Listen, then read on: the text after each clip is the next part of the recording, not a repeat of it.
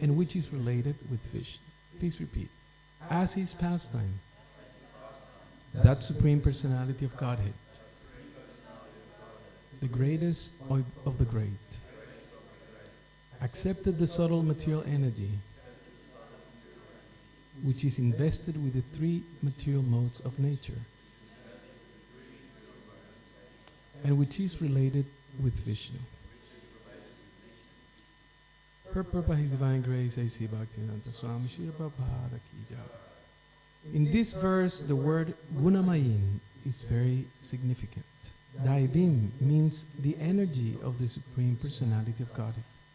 And Gunamayim means invested with the three modes of material nature. When the material energy of the Supreme Personality of Godhead appears, this Gunamayin energy acts as a manifestation of the energies of the three modes. It acts as a covering. The energy emanated from the Supreme Personality of Godhead manifests in two ways: as an emanation from the Supreme Lord and as a covering of the Lord's face.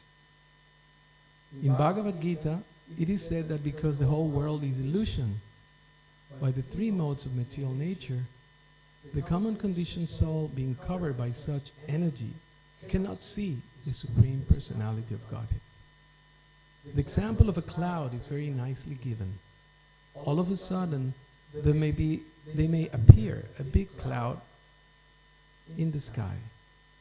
This cloud is perceived in two ways. To the sun, the cloud is a creation of its energy. But to the ordinary common man, in the conditioned state, it is a covering to the eyes. Because of the cloud, the sun cannot be seen. It is not that the sun is actually covered by the cloud. Only the vision of the ordinary being is covered. Similarly, although Maya cannot cover the Supreme Lord, who is beyond Maya, the material energy covers the ordinary living entities. Those conditioned souls who are covered are individual living entities. And he from whose energy Maya is created is the Supreme Personality of Godhead. In another place in the Srimad Bhagavatam, in the first canto, 7th chapter, it is stated that Vyasadeva, by his spiritual vision, saw the Supreme Lord and the material energy standing behind him. This indicates that material energy cannot cover the Lord, just as darkness cannot cover the sun. Darkness can cover a jurisdiction which is very insignificant in comparison to that of the sun. Darkness can cover a small cave, but not the open sky. Similarly, the covering capacity of the material energy is limited and cannot act on the Supreme Personality of Godhead, who is therefore called Vibhu. As the appearance of a cloud is accepted by the sun, so the appearance of the material energy at a certain interval is accepted by the Lord. Although his material energy is utilized to create the material world, this does not mean that he is covered by that energy. Those who are covered by the material energy are called conditioned souls. The Lord accepts the material energy for his material pastimes in creation, maintenance, and dissolution. But the conditioned soul is covered. He cannot understand that beyond this material energy, there is the Supreme Personality of Godhead, who is the cause of all causes. Just as a less intelligent person cannot understand that beyond the covering of the clouds, there is bright sunshine. Omagyanatimirandasya gyananjana sarakaya chakshurunmilitam jena tasmai sri gurave namaha. Namam Vishnu Padaya Krishna Pristaya Bhutale Srimate Bhaktivedanta Swaminiti Namine Namaste Saraswati Deve Gauravani Pacharine Nirvisesha Sunyavadi Pastitya Veshatari. Om Tat Sat. So we're reading from third canto, Status Quo. 33 chapters, and currently chapter 26, Fundamental Principles of Material Nature, text number 4. So the topic of this section that we are being instructed by Lord Kapila, not different from Lord Krishna, is the topic of Sankhya. This is something that, particularly in this chapter, will be described in minute detail. Right? Sometimes there is confusion about what Sankhya is, and sometimes even us, aspiring devotees, may get it not exactly right. And I will explain some of the reasons why that is. But I just wanted to bring your memory to the previous chapter. Who remembers what was the previous chapter? Anybody? Glories of devotional service. Good. Bhakti, as described by Lord Kapila in the previous chapter, is described as the heart of Sankhya. So, first of all, Lord Kapila is describing Bhakti in detail. Not only Bhakti, which means the supremacy of Bhagavan, but also the devotees.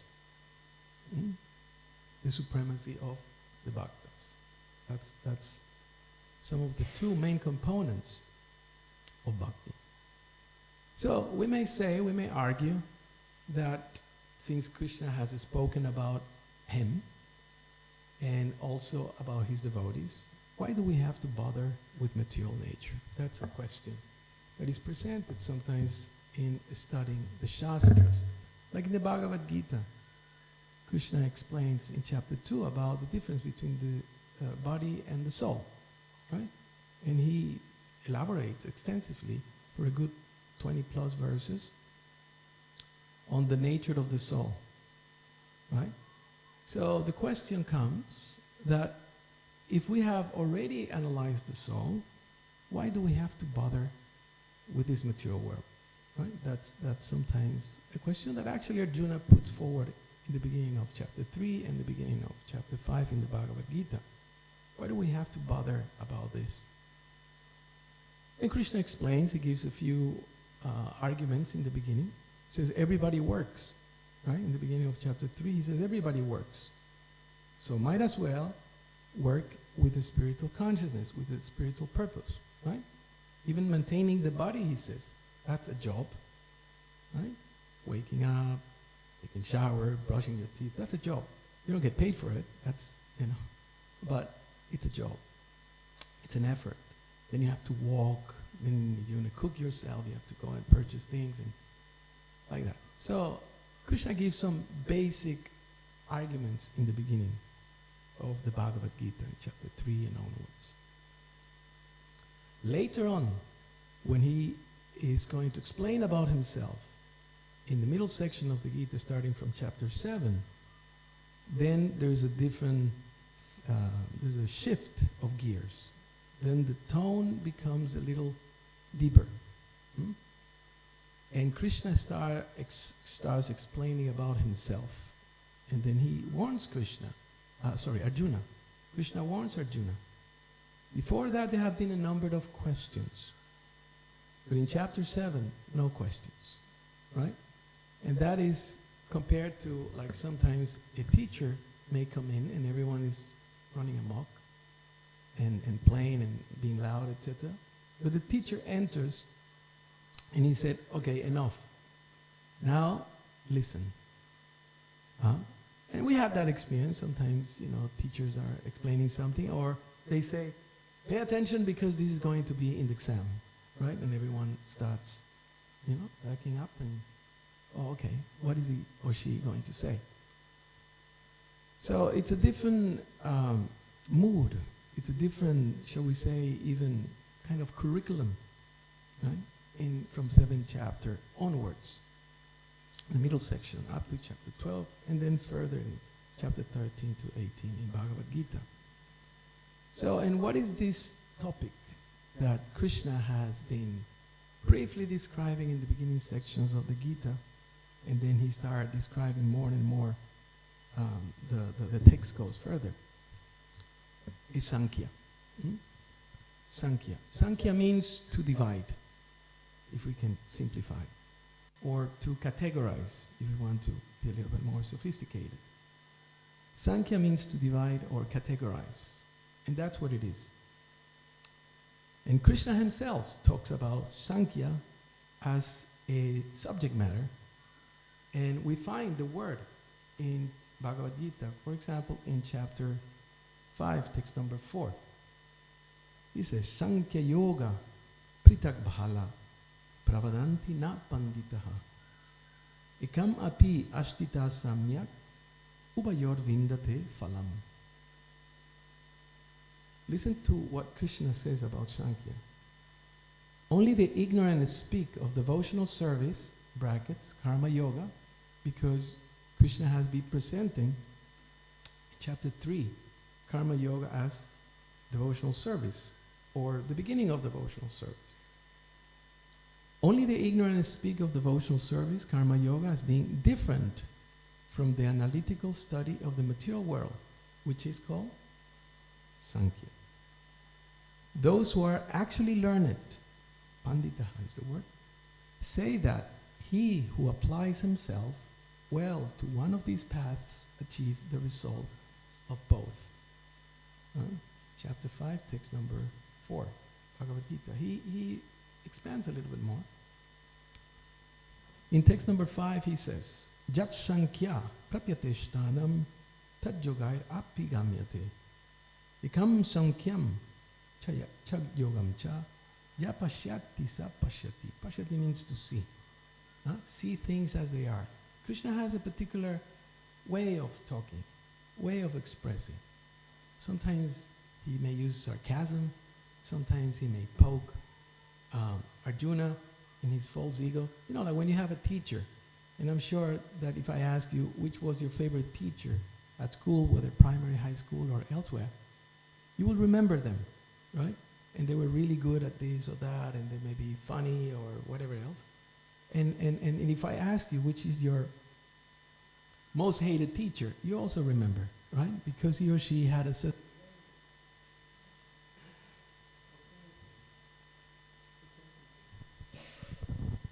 This is the lila of the mic, universal lila in ISKCON. Some places it's more fun or less fun. So Krishna, as I said, he explains. He explains that the one who understands Sankhya, which is not different from devotional service, understand things as they are. And this is what Krishna says. One who knows that the position reached by means of analytical study, which is Sankhya, can also be attained by devotional service. And who therefore sees analytical study and devotional service to be on the same level, sees things as they are. All right?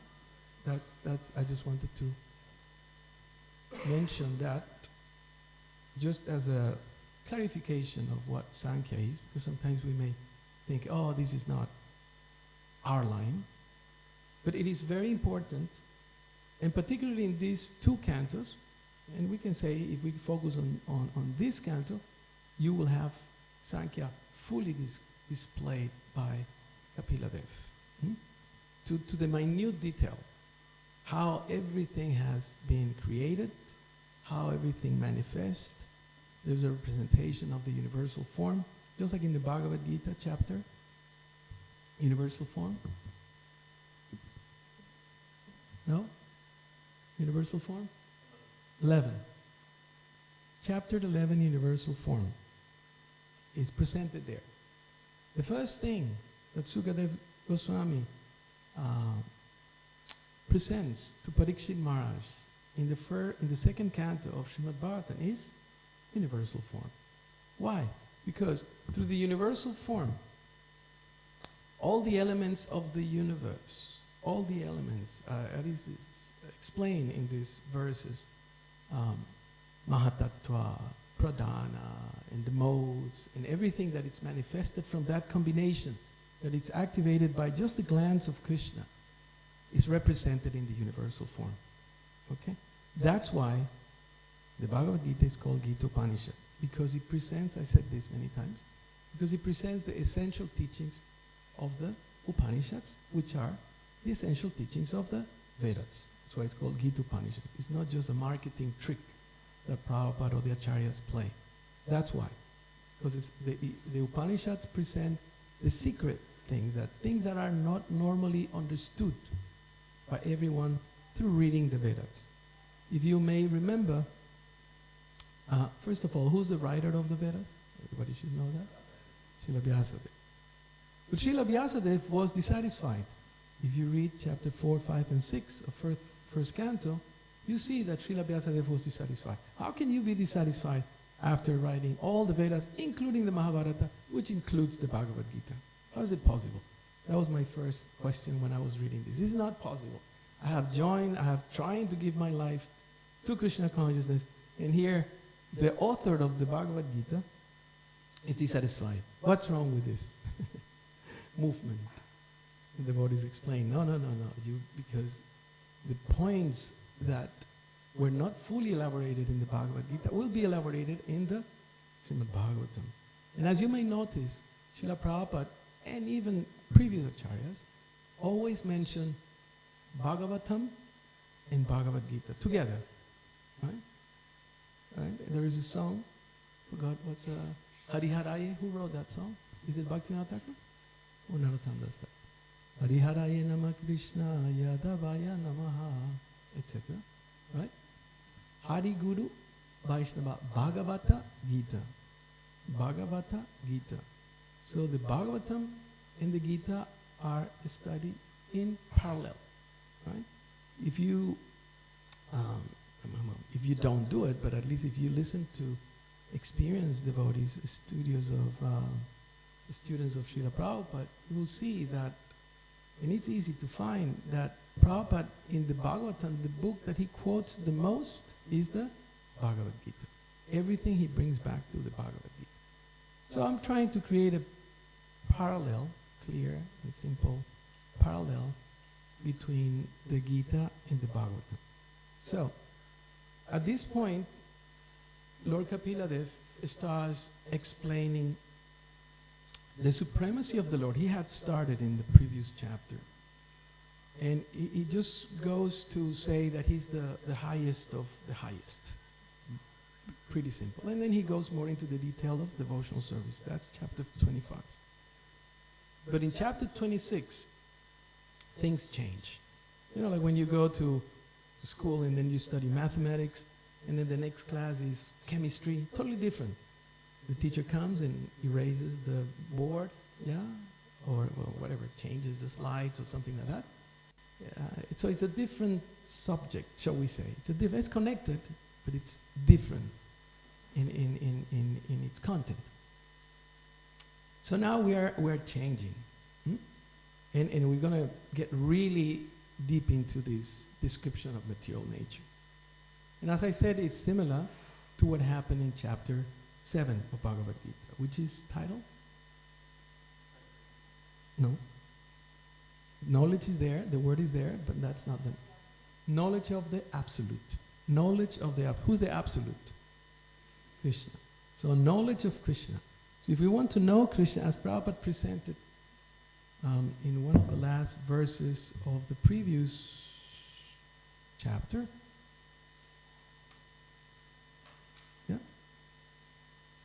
Prabhupada explains that if we want to know Krishna, we need to first learn about his energies. The first thing that Krishna does in chapter 7 is talk about his energies. There are three energies, putting it simply. Internal energy, spiritual energy that is. External energy, material energy. And marginal energy. Those are the living entities. You'll read that from Prabhupada again and again in his writings. Okay? So this is the first thing. Okay, this school starts. You know when school starts and all the kids are, and the buses, you see the buses everywhere and the shops and everyone's buying things like that, School starts. So school starts here. When we want to know Krishna, school starts here. We need to learn about him, first of all, his energies. We may say chant, dance, take prasadam, and that's all right. But why did Prabhupada put so much effort in producing these books? Huh? Otherwise, he will just have taught the devotees how to chant and cook, and that's it. But internally, or privately, Prabhupada was working on these books to give them to us. Not only to us, the ones who have committed to this process, but to everybody, right? Danda Karanya Prabhu was presenting on, what was it, on Sunday? Huh? Saturday. It was Ekadasi on Sunday. So on Saturday he was presenting from an intro book, what was it? Elevation to Krishna Consciousness, a small book. And he was reading about intimate sections of Chaitanya Charitamrita. Right? So the point is that Prabhupada was giving this to everybody, to whoever grabs it. Right? That he was giving diamonds to the swines, as the Bible says. He was giving that to everybody. So, but back to our curriculum, the point is that if we want to know Krishna, we have to learn about his energies. That's the message. Okay? Now, because this is not an imposition to the mind, as Prabhupada says, why that is? Why do you think that we need to learn about the energies? And particularly, the inferior energy. Because there are other energies, right? There is spiritual energies, and the spiritual world, and the great devotees, and the gopis, and all the rest. And Prabhupada, as was presented in previous lectures here, warns us also not to not try to jump, right? And there is a reason. So, why do you think that Krishna presents in detail information about material energy? Why?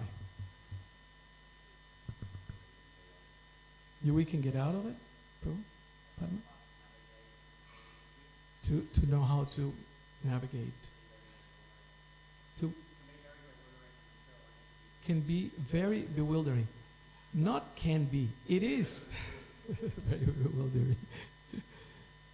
So, the point is that we are trapped. And I remember the first time I read this analogy that Prabhupada gives. And he says, the conditioned soul, just like an insect, let's say a fly, I think he says. He gives this example repeatedly. And then he lands on the spider web. Huh? Spider web, right? You may have seen that, or you may see on YouTube videos or somewhere. And then what happens with that insect? It gets caught, right? Because the let's say the quality or the characteristic of the spider web is sticky, right? It's saliva, right? It's sticky, right? It's like a mystical thing that this little creature has, and we see them everywhere. As soon as something lands there, it's caught, right? And Prabhupada gives example that the more the insect moves, what happens? Gets more caught up, more entangled. There's a word that Prabhupada uses a lot. More entangled.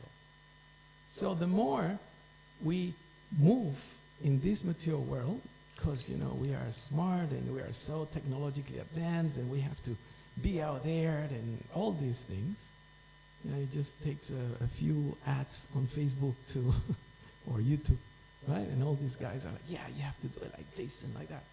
But there's no warning, right? So the warnings come here, right? Bhagavad Gita chapter 7, particularly, there's a beautiful elaboration of Krishna about him.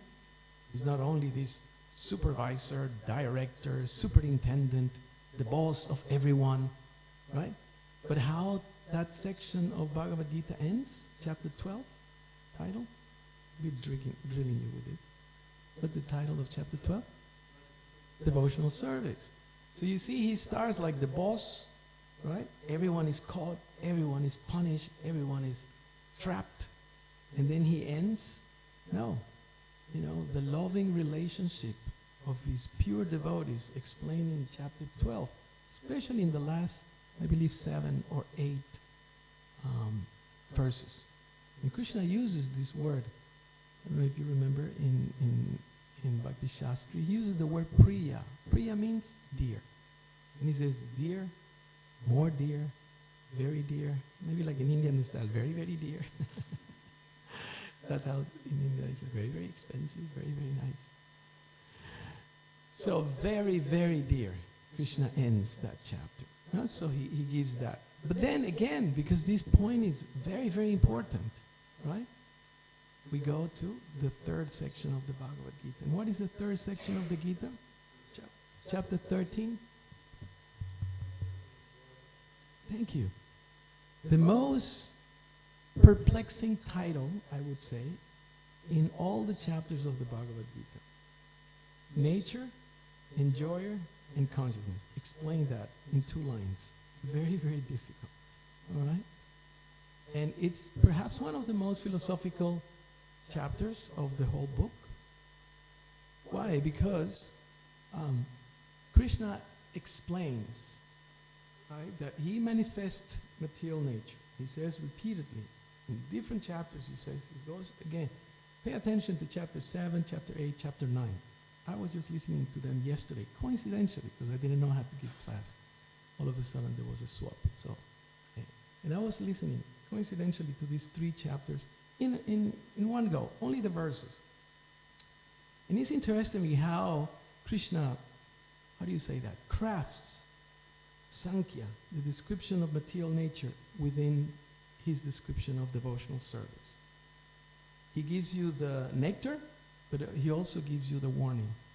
Be careful. This material nature is going to get you. Not that may get you. It's going to get you. Durataya. It's going to get you. That's it. Right? But he does it in such a way that you don't even feel it. It's like those...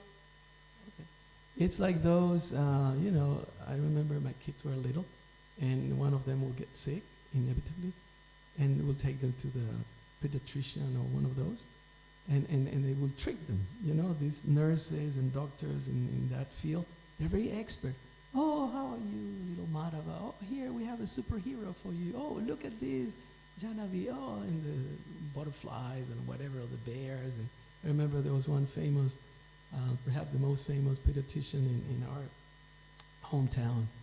And I remember the first time I went, he had a big office, and 1/3 of it, I'm not exaggerating, 1/3 of it, the whole wall was full of toys, all kinds of toys, colorful, big ones. Why? Because he wanted to entice the kids to feel comfortable, to feel relaxed. And then we'll put them the jab or give them whatever they have to give them, like that. So Krishna does that with us. He's giving us the nectar, but he's giving us also the warning. And the warning, it's a bitter pill that we have to swallow. This body, it's going to decay, right? It's going to die, it's going to age, it's going to ache, etc.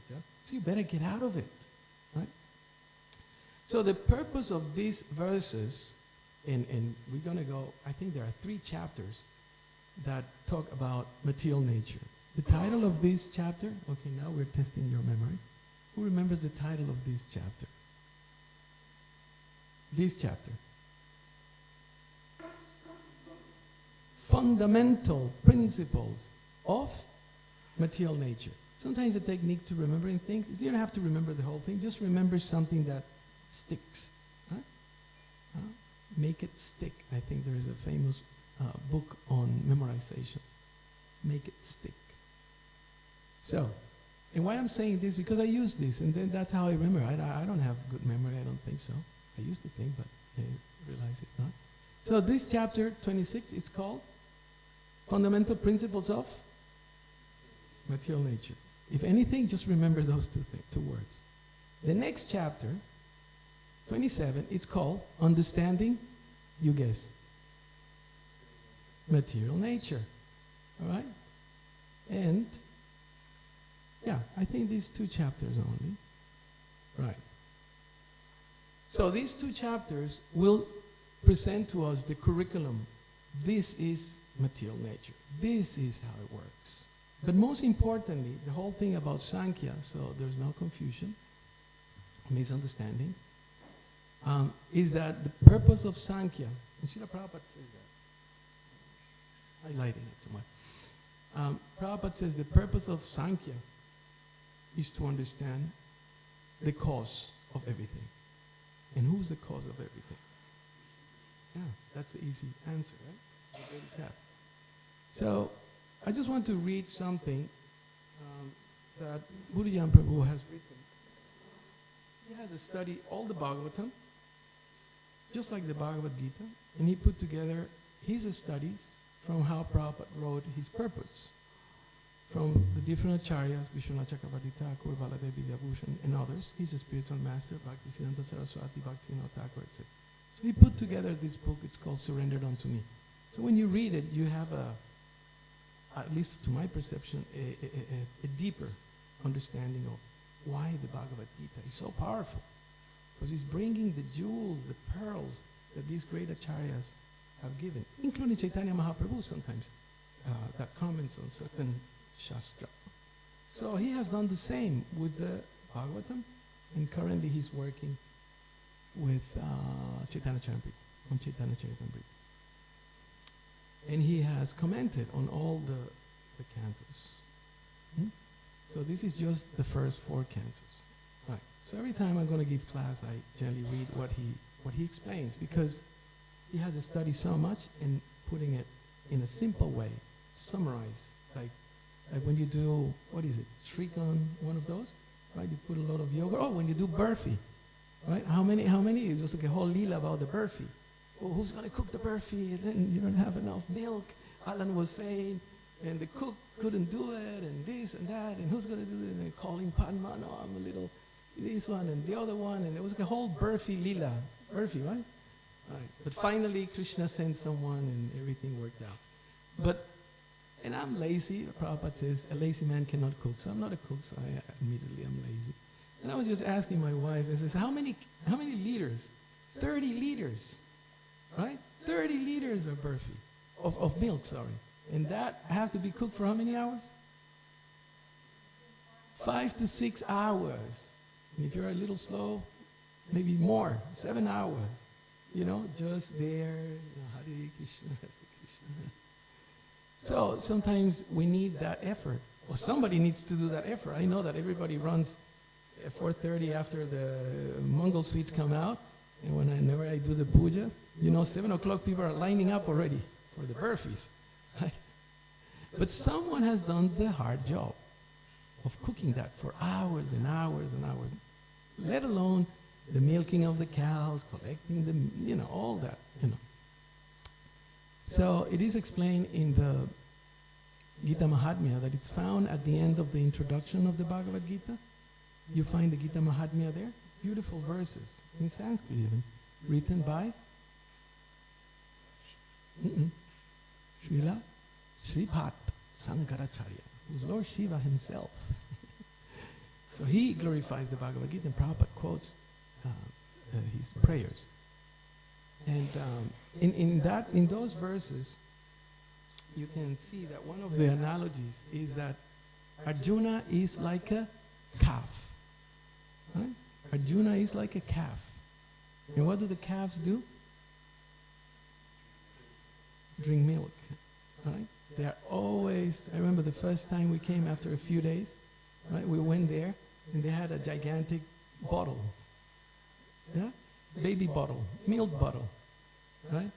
So then my wife was there and I was taking some photos, but they were going crazy. They think, oh, it's so cute, calf. It hit you, right? It butt hit you. So they are very intense like that. So they are desperate. They are desperate. It's not that they are that hungry. They just love it, because, as Prabhupada explained, the love of the mother, it's transferred, it's transmitted, it's given through the milk. Huh? So the calves, they just want more and more and more and more.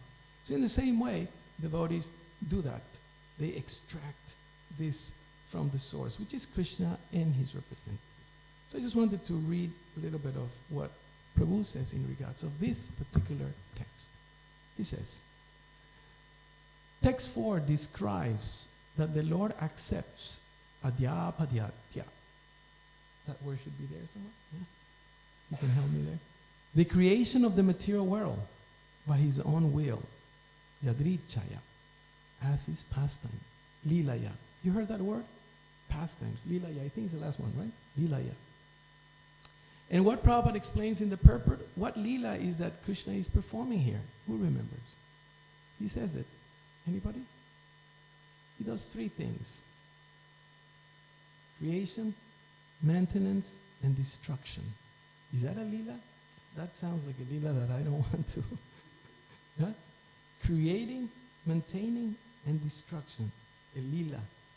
Okay? And Prabhupada elaborates further on that. But anyway, let's read what Puriya Prabhu says.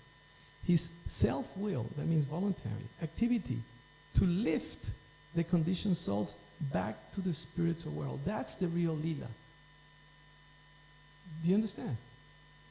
He creates, he maintains, and he destroys this material world. But the actual purpose of that is to get us back.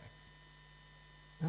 That's the fascinating thing that I found by reading Buriya Prabhu's. Because otherwise it will take me hours or decades perhaps. And then maybe close to my time of passing, I'll go like, oh, now I got it. You know, so I don't want to wait so late. So I read his, and then I get, oh, and this is the lila that is referred to in this verse. Krishna creates this kindergarten, right? And we play, and you know, happy birthday, etc. Happy Merry Christmas and Happy New Year and all those happy wishes. But in fact, the reality is different. It's not going to be happy, right? Quite the opposite.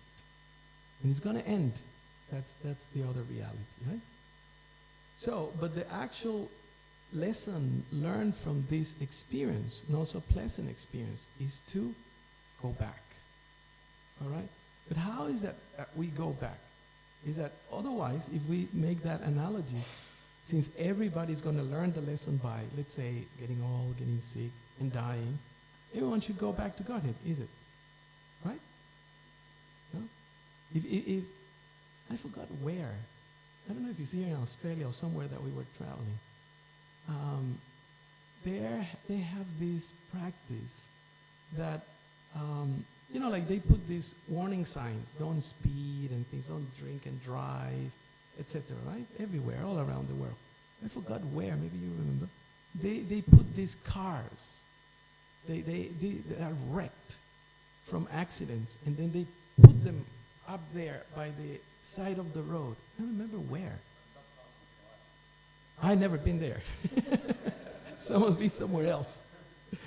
But, you know, so the cars are there. And I was like, what is this? So it's a horrifying message, visual message, right? That, gee, you can end up like that. And whoever was in there didn't have a good ending, for sure. The cars are like accordions like that. Right? So the purpose of this presentation is for us to understand this is not a good place. But guess what? Despite our constant, repeated, samsara davana lalida loka. It sounds very poetic, right? If people would just know the translation of those words, it's like sarida vidya. Just read the translation of those words. This body is miserable, made of, you know, cruel serpents, etc. He will give you death. So take prasad happily. So the idea is that the purpose of this lesson is that we understand this is not a good place. I got to get out of here. Right? That's logic. Everyone is nodding. Yeah. All devotees, yeah. But guess what? Majority of people doesn't get it. No, they don't get it. Why? Again, Prabhupada refers to it in the purpose. Purport. Who was giving class? Now I forgot. Because if I'm not here, I'm listening online. Someone said, I think Mother Krishna Rupa, someone. Prabhupada says that if we have the slightest tinge of the desire to want to enjoy this material nature, just like the fly that thinks, this is comfortable. Oh, all right, it's a little bouncy. Yeah, okay, let me roll around, let me, then it gets caught more and more. So, if we have even the slightest tinge of desire to enjoy material nature, what happens? We get caught. What is that word that we're supposed to learn in relation to the titles of these two chapters? Material nature. You remember the hard one. You didn't remember the easy one. Material, fundamental principles of material nature. Next chapter, understanding material nature. Right? So, understanding material nature means not only that this place is horrible, not this place is beautiful, but this experience, right? But the most important thing that we need to understand is that the desire to enjoy this material nature, because, oh, beautiful place, so I can enjoy it. Beautiful place, so I can take photos, the selfies, and I can bring my friends and my family, and we all can enjoy this, right? No, this is for Krishna's enjoyment. This is for Krishna's enjoyment. And in the process of serving Krishna, right, just like it was mentioned in the previous chapter, Krishna sometimes gives these opulences. Remember the opulences? Krishna says, I give opulences to my devotees and nothing can take those opulences away from them. Right? So you can enjoy when you're doing the right thing. But imagine you have a beautiful palace, right? Beautiful palace with, gold-decked, ornaments and things like that. And then you entered as a thief, right? Can you enjoy? I mean, the thief may think, oh, if I take this, I take that, I'm going to enjoy it. But he's anxious. He's fearful. And what is the word for fear in Sanskrit? Bhaya. Bhaya. Remember that word was repeatedly said by Kapiladev in the previous chapter. Bhaya, bhaya, bhaya. Everyone is fearful, right? The demigods are fearful, the insects fearful, everyone is fearful. But my devotees are bhayaduk. They are fearless. And as I pointed out when I gave class last, the name of Prabhupada is Abhay. Abhay Charanaravinda. So the lesson that Lord Kapila is giving us here, just like Krishna in chapter 7, and in chapter 13 onward, chapter 14. Anyone chapter 14, Bhagavad Gita? The three modes of material nature. The three modes of material nature. We need to learn about this prison house, as somebody said, because we need to get out. And if we don't know this prison house, and when the guards are sleeping or when they are distracted, we won't be able to get out. Right? Does that make sense? Yeah? Yeah. But most importantly, as he said at the end of the Bhagavad Gita, someone asked, what is the most important verse of the Bhagavad Gita? You all have the different ones, but I encourage you to find one verse out of the 700 verses, one verse. Anyone has a particular verse? Prabhu? Oh, you ruined my presentation. Thank you. Yes. 7:14. Which one is that? Daivi Hesh. Oh, that's okay. Clever. You're very advanced. Yeah. Daivi Hesh Sagunamayi. This material nature of mine is what? Very difficult. Impossible, shall we say? Impossible to overcome. But there's hope. Huh? Mahasuchaha, Krishna says, don't fear. If you surrender unto me, I will take you out. Right? At the end of the day, like when we present our Gita study program summarized, it's called Gita for Everyone, we always say Krishna is the lawyer. Yeah, lawyer? Yeah? Lawyer? No liar. Lawyer. Lawyers are very expensive, yeah? But you have it's called pro bono. When lawyers do for free, it's called pro bono. It's a Latin word. Pro bono, bono means good. Like bona fide, and things like that, benevolent. And things. Bono means good. So pro bono means that you're so good that you're going to do it for free. Yeah, that's pro bono. So we have a pro bono lawyer in our heart, and it is called, how's it called? Paramatma. Paramatma. You have the example from the Upanishads that you have a tree, and in the tree there's one bird, that it's trying desperately to eat everything and to enjoy everything. And then you have the super bird that is just checking you. All right? It's waiting for you in your heart. For you, for us. Right? And all what we have to do is just, sorry, dear Mr. Superbird, I'm in trouble. I'm fearful, all these other creatures, all these things. My own desires, Prahlad Maharaj says, protect me from the demons outside, but mainly protect me from the demon inside. That's what Prahlad Maharaj says. And what is that demon? What is that demon?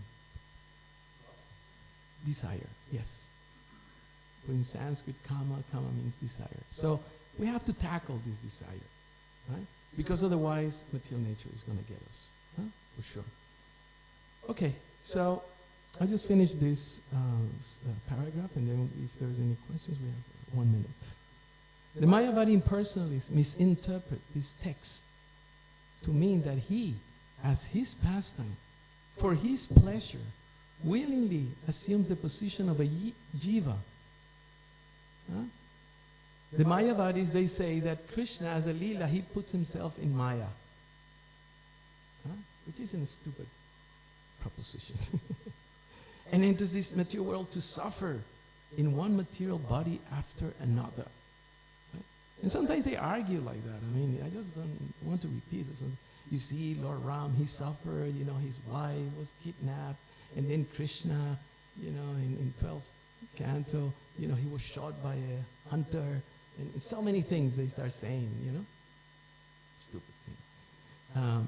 So, Prabhu says, Srila Prabhupada dismisses this ludicrous proposal in his purport to text 8. The Mayavadi philosophers, always Prabhupada giving it to the Mayavadis, just get used to it. The Mayavadi's philosopher's presentation is that the living entity enjoy his pastimes by accepting the body of a hog. This theory is not acceptable. However, because the word pastime implies voluntary acceptance for enjoyment, therefore, this interpretation is most misleading when there is enforced acceptance for suffering. It is not a pastime. So it's a pastime for the Lord, but it's not a pastime for us. The Lord has pastime. We have tragedies. That's the difference. The Lord's pastime and the conditioned living entity's acceptance of karmic reaction are not on the same level. Confirm. All right? Any questions? Any points? I mean, the queue is long, so there's a few minutes. Please. I just want to ask a quick question about the titles of Bhagavad Gita. Are they given by Vyasadeva, or are they given or later? The BBT. Controversially, maybe the BBT. You see, the titles are given in Sanskrit. Okay? The titles are given in Sanskrit. So if you get a Hindi, just to make it close to home, if you check a Hindi version of the Gita, you will see the titles in Sanskrit, basically. Hindi is very similar to Sanskrit, right? So you understand. You see Sankhya Yoga, Dhyana Yoga, Karma Yoga, etc. Bhakti Yoga, chapter 12, etc. And there are others like that. Some of them are literal translations of the Sanskrit titles.